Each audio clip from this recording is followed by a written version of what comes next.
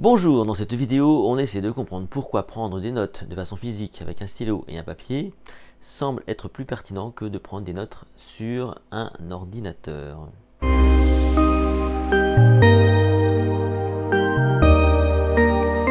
Et vous l'avez remarqué, c'est une grande question qui se pose.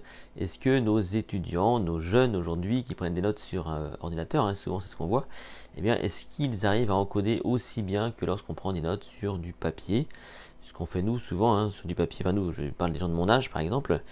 Et donc il y a donc cette pandémie pardon, qui n'a sans doute pas arrangé les choses parce que avec du distanciel, on peut imaginer que la pratique de la prise de notes par informatique, par ordinateur ou par tablette, eh bien, s'est accentuée. Et une étude japonaise récente a montré que peut-être, nous n'étions pas aussi près que ça.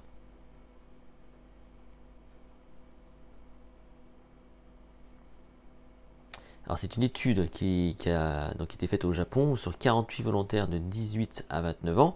Voici les conditions du test. On a demandé donc à ces volontaires donc, de lire un document où il y avait des personnages qui s'échangent des informations, notamment des informations sur de l'emploi du temps. Et donc on leur demande à ces élèves-là, à ces sujets-là, de prendre en note l'emploi du temps des personnages. Une partie des participants a un carnet papier et stylo, une autre partie a un smartphone et l'autre a donc une tablette. Voilà. Et déjà, qu'est-ce qu'on remarque, c'est que ceux qui prennent des notes sur du papier vont mettre à peu près 11 minutes pour prendre les notes, 16 minutes pour ceux qui sont sur smartphone et 14 minutes pour la tablette. Donc déjà, on remarque que, a priori, c'est plutôt l'équipe qui tient le papier qui est plus efficace pour prendre des notes. Ensuite, qu'est-ce qu'on va faire? Eh bien, on va leur faire une tâche, une interférence qui va durer 1 heure, histoire donc évidemment de les amener à un peu oublier ce qui s'est passé. Et une fois que la tâche est faite, on va demander à ces mêmes participants donc de répondre à un QCM de 16 questions. Et pour chaque question, il y a 4 choix possibles. 4 choix possibles, on coche la réponse qui nous paraît être la plus pertinente. Et surtout, on évalue le niveau de confiance qu'on attribue à cette réponse. Et qu'est-ce qu'on remarque tout simplement? Eh bien que quels que soient les groupes, papier, smartphone ou tablette, les zones dans le cerveau qui sont activées sont les mêmes.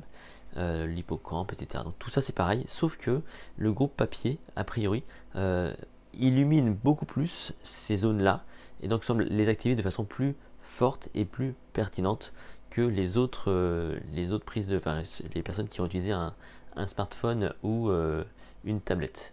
Ce qui nous amène donc à notre conclusion.